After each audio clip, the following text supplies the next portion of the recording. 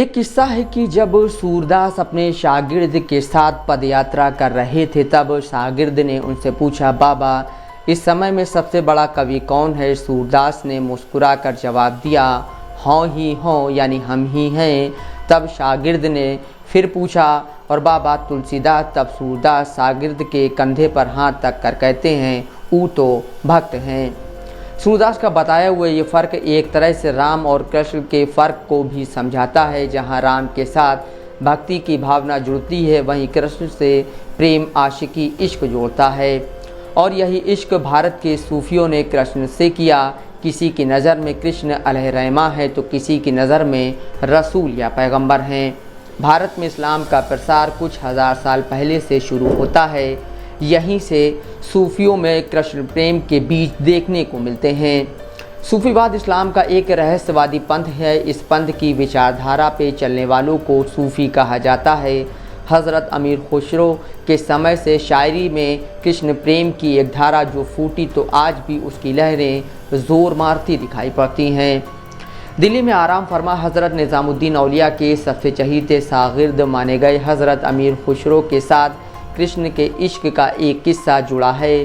कहा जाता है कि निज़ामुद्दीन औलिया के ख्वाब यानी सपने में कृष्ण ने दर्शन दिए थे और उसके बाद औलिया ने खुसरो से कृष्ण के लिए कुछ रचने को कहा था।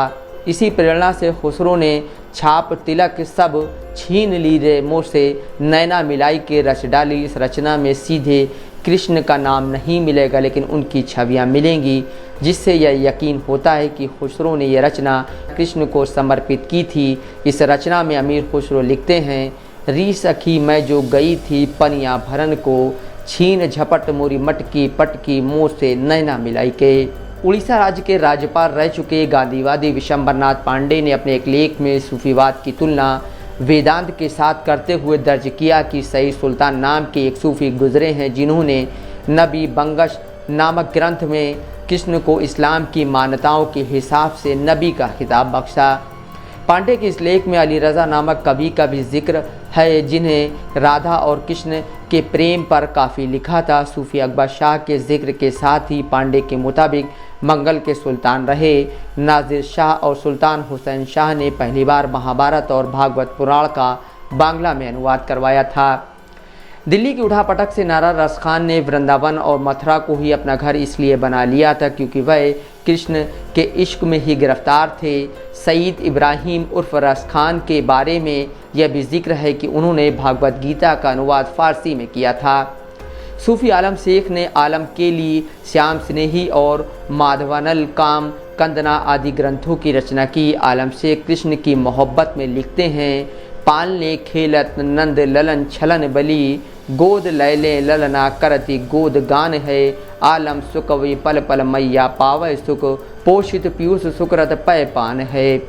सूफी अब्दुल रहीम खान खाना को तुलसीदास का गहरा दोस्त भी माना जाता है। हालांकि रहीम अपने नीतिपरक दोहों और अन्य काव्यों के लिए ज़्यादा जाने गए लेकिन उन्होंने समय समय पर कृष्ण के इश्क में भी काव्य की रचना की। रहीम कहते हैं, जी रहीम मन आपुनो कीन्हो चतुर चकोर, निसी बासल लांगियो रहे कृष्ण चंद्र की ओर। चपल चखल वाला चांदनी में खड़ा था, कटितर निच मेला पीत सेला नवेला, अलबिन अलबेला श्याम मेरा अकेला। सूफी नज़ीर अकबराबादी का कृष्ण प्रेम मिसाल के तौर पर दर्ज नज़र आता है। राधा के साथ मीरा के कृष्ण प्रेम की जिस तरह तुलना की जाती है वैसे ही नज़ीर के कृष्ण काव्य की तुलना रसखान से किए जाने की गुंजाइशें निकलती हैं। नज़ीर कृष्ण की आशिकी में डूब कर लिखते हैं, तू सबका खुदा तू सब पे फिदा, अल्लाह हो गनी अल्लाह हो गनी, हे कृष्ण कन्हैया नंद लला, अल्लाह हो गनी अल्लाह हो गनी, तालिब है तेरी रहमत का बंदे नाचीज़ नज़ीर तेरा, तू बहरे करम है नंद लला, ऐ सल्ले अला अल्लाह हो गनी अल्लाह हो गनी। यही नहीं, नज़ीर के लिए कृष्ण पैगंबर की तरह ही दिखते हैं। नज़ीर ने कृष्ण चरित्र के वर्णन के साथ ही बलदेव जी का मैला नामक कविता लिखी जो कृष्ण के बड़े भाई बलराम पर केंद्रित है। कन्हैया का बालपन शीर्षक वाली नज़ीर की कविता भी लोकप्रिय रही। उजड़ती लखनऊ रियासत के आखिरी वारिस वाजिद अली शाह की गिनती भी कृष्ण आशिकों में की जाती है। कहने को नवाब लेकिन फितरत से कवि और कलाकार रहे। वाजिद अली शाह ने 1843 में राधा कृष्ण पर एक नाटक करवाया था। लखनऊ के इतिहास की विशेषज्ञ रोजी लेवलिन जोन्स ने the last king of India में लिखा कि वाजिद अली शाह पहले मुसलमान राजा थे जिन्होंने राधा कृष्ण के नाटक का निर्देशन किया। जोन्स के ही मुताबिक शाह के दीवाने उन्हें कई नाम दिया करते थे, जिनमें से एक कन्हैया भी था। मौलाना ज़फ़र अली ताज मुगलानी और महरारा शरीफ में आराम फरमा हज़रत शाह बरकतुल्लाह के नाम भी कृष्ण प्रेम में बहुत इज़्ज़त और एहतराम से लिए जाते हैं। उन्होंने कृष्ण प्रेम का जो दर्शन तैयार किया है वह धर्म से परे है और इंसान को हर सूरत में प्रेम का रास्ता दिखाने का एक बेजोड़ तरीका है। कृष्ण प्रेम की बात हो और 20वीं शताब्दी के स्वतंत्रता संग्राम सेनानी और राजनेता रहे मौलाना सूफ़ी हज़रत मोहानी का जिक्र ना हो, ऐसा हो ही नहीं सकता। मोहानी लिखते हैं, हसरत की भी कबूल हो मथुरा में हाज़िरी, सुनते हैं आशिकों पे तुम्हारा करम है ख़ास। जिस मोहानी की कलम से इंकलाब की चिंगारी निकलती थी तो उन्हीं के दिल में बाके बिहारी की छवि भी बसती थी। जन्माष्टमी में वे मथुरा वृंदावन की गलियों में कृष्ण के प्रेम में लीन होकर घूमते थे। वह अपने झोले में हमेशा एक बांसुरी भी रखते थे। मौलाना हसरत मोहानी का पूरा नाम सैयद फ़ज़ल उल हसन था। उनका जन्म उन्नाव के मोहान में हुआ था। मोहान उनकी जन्मस्थली और कानपुर उनकी कर्मस्थली रहा। लखनऊ के मौलवी अनवार के बाग में उनकी मज़ार है। मौलाना हसरत मोहानी गंगा जमुनी तहजीब का संगम थे। वे अरब से हज कर लौटते तो वापसी में मथुरा भी जाते थे। कानपुर इतिहास समिति के महासचिव अनूप शुक्ला बताते हैं कि मौलाना हसरत मोहानी को मुरली मनोहर से अगाध प्रेम था। यह उनकी शायरी में भी झलकता है। वे बताते हैं कि उनके जीवन में 3 माह बहुत महत्वपूर्ण थे, एक मक्का, दूसरा मथुरा और तीसरा मास्को। उर्दू के मशहूर व सम्मानित शायर अली सरदार जाफरी भी कृष्ण की बेपनाह मोहब्बत में गिरफ्तार थे। जाफरी की एक कताब बहुत मशहूर है जिसमें वो कहते हैं, अगर कृष्ण की तालीम आम हो जाए तो फितनागरों का काम तमाम हो जाए।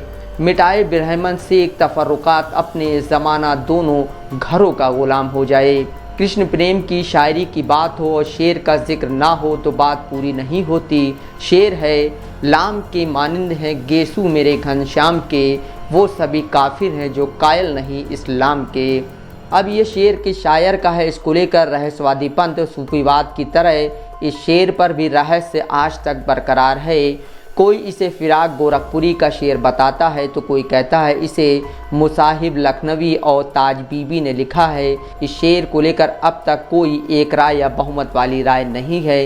ये शेर असल में किसका है किसी को नहीं पता। खैर, शेर जिसका भी हो, इसमें प्रेम और गहराई दोनों ही इस तरह बड़े कमाल के हैं जो सूफियों और हिंदुओं के बीच कृष्ण के प्रेम का खाका खींचते हैं। Mohammad Asim Siddiqui, Dastak live news.